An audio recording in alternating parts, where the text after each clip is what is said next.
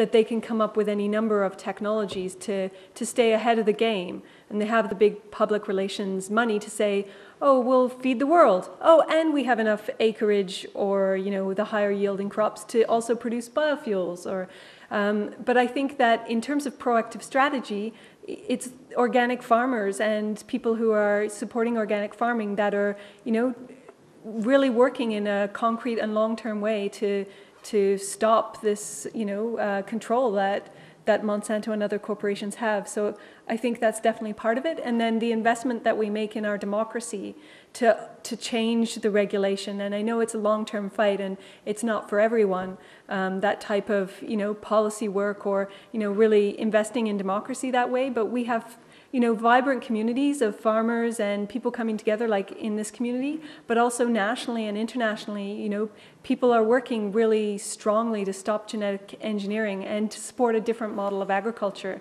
And, you know, increasingly people understand that it's the only way forward unless we're to give all of our control to corporations to solve the major challenges of our time, which of course, you know, they can't solve. I should also mention to show you how far they have, like Monsanto has gone. Monsanto primarily was a chemical company at one time, but they now are the largest seed company in the world. And that's because the seed business is billions and billions of dollars worth to them worldwide. But the danger of Monsanto being the largest seed company, what they've been doing, which a lot of organic farmers have not realized, is that they've been buying up organic seed companies around the world, making it very difficult in many areas of the world for organic farmers to get seed. So if they can't stop the organic farmers through contamination, they'll stop organic farmers through the availability of seed. And that's a very important thing. The state of California, many organic farmers are now having problems buying organic seed because Monsanto acquired one of the largest organic seed companies in California. Just a sec, there's a line. I just wanted to add that if you feel all revved up and want to do something, Norbert or anyone else, there's some tables outside. You can join the GE Free campaign at one table, or you can join the Food Action Society of the North Okanagan at the other, and both of those are ways to get active locally on this issue. Okay, how about you next? Yes, I have a comment and a question. I'm an organic farmer down in Ontario, and there's a new germ now that's running around Ontario, and it's these industrial wind turbines. Now, it's very similar to what you're saying about the contracts, and they come out and they watch your farm, see who's doing what. And now there's like 12 families in our area that can't even live on their farms anymore because of the stray voltage and the noise. And they're not doing anything about it. It's pretty crazy. If you look into it, you can find out more. My question is, though, have you managed to convince any of your neighbors to go organic? The organic industry in Saskatchewan, and I think in Canada, is the fastest growing industry in the country, about 20%. I think there's about 1 million acres in Saskatchewan now organic. It's just booming because there is a lot of concern about food now. People are becoming more aware what are they eating. And a lot of times the demand cannot be met. So there's a lot. We have organic farms there now, 3,000-4,000 acres. See, it's the seed sellers, the GMO guys in Ontario that are actually promoting the wind, and they're to get people to sign leases. And then if they can't live on their farms, then the corporations have the first right to buy the farm. So it's all a matter of corporate farming. We often say the culture is gone from agriculture, it's agribusiness now. Okay, Rob at the back and then this gentleman. I believe there was a class action suit launched in Saskatchewan in the prairies by organic farmers for loss of the canola crops. Can you comment on why that failed? Because I see that as it seemed to me obvious that it should have been a class action and it should have been moved forward. What happened was a very unfortunate situation. When the organic farmers launched the lawsuit against Monsanto and Adventus at that time, they launched it under a class action lawsuit. And so Monsanto was very clever. They challenged that they could not qualify under the conditions in Saskatchewan as a class action lawsuit. So they spent 4 years and spent a lot of money at that time, and the whole lawsuit was not on the liability issue.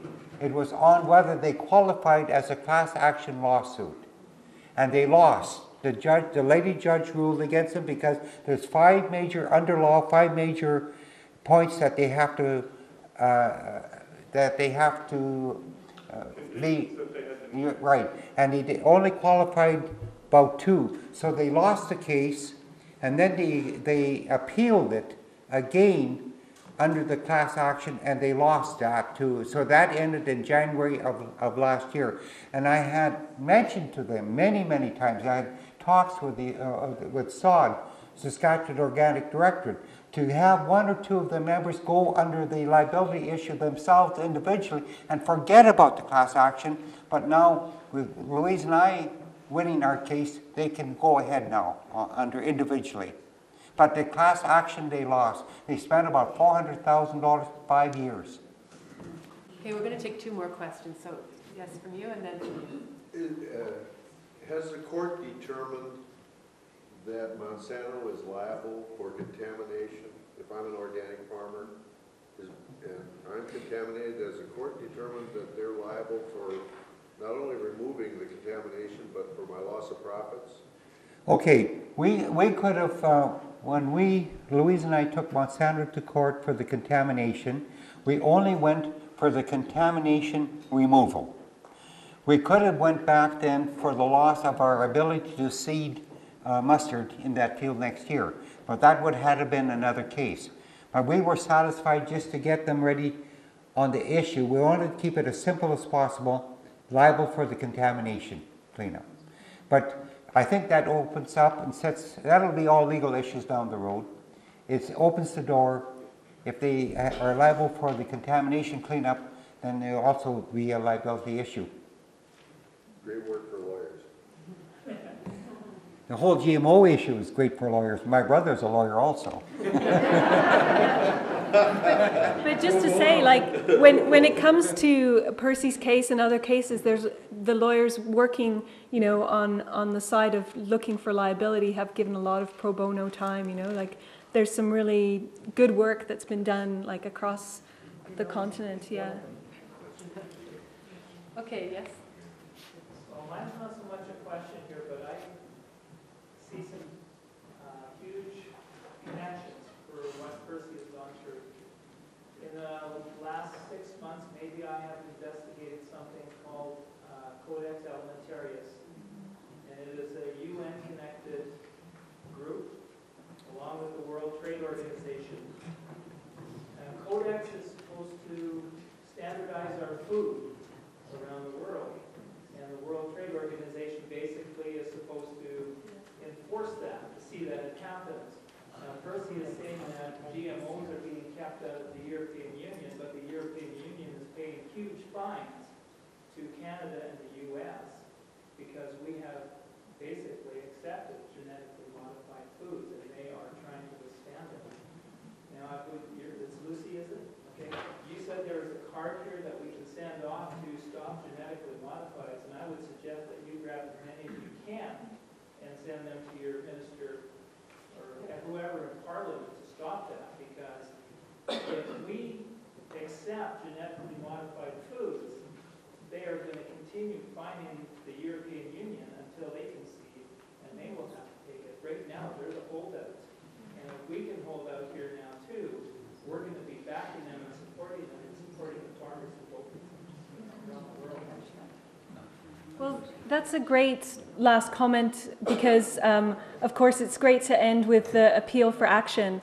And this is the postcard to the Minister of Health requesting immediate withdrawal of authorization for this Smart Stacks corn, the 8-trait corn from Monsanto, because the Ministry, Health Canada, never did any health safety assessment.